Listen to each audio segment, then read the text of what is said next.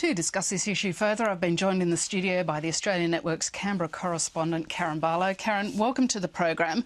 Now, Scott Morrison, when he was speaking about the issue this morning, did discuss kind of tangentially the fate of a second boat, didn't he? Yeah, I mean, faced with the growing international concern about the boats that have been reported over a period of time, we're finally hearing from Scott Morrison today about this transfer of 41 people, but also an acknowledgement of this second boat by saying that, well, there's a boat, but it's not in Australian waters. So there is an operation going on. He wouldn't say any more this morning because he says that would put operations, not just this operation, but operations at risk. It is a substantially bigger number of people on the second boat, isn't it? It's understood to be 153. That's not confirmed by the Minister. The number was put to him. He did not deny that number of people. This is a boat that is believed to have come from India.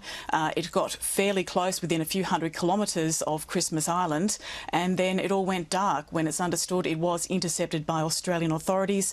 We don't know where they are exactly now. We don't know where they're going.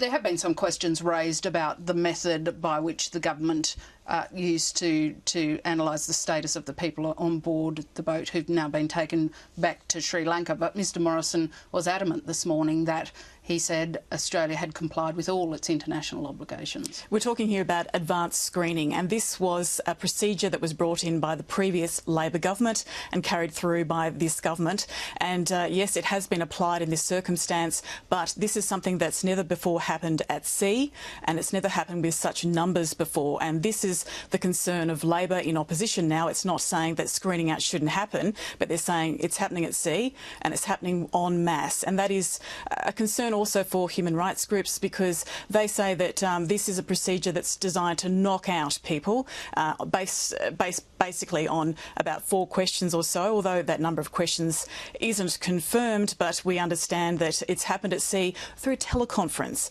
with people in Sydney and Melbourne through interpreters. Now the Minister very strongly responded to his critics, essentially saying this is what the coalition promised to do at the last election and now it's doing it. And he pointed out that he was using screening processes brought into place by the Labor Party.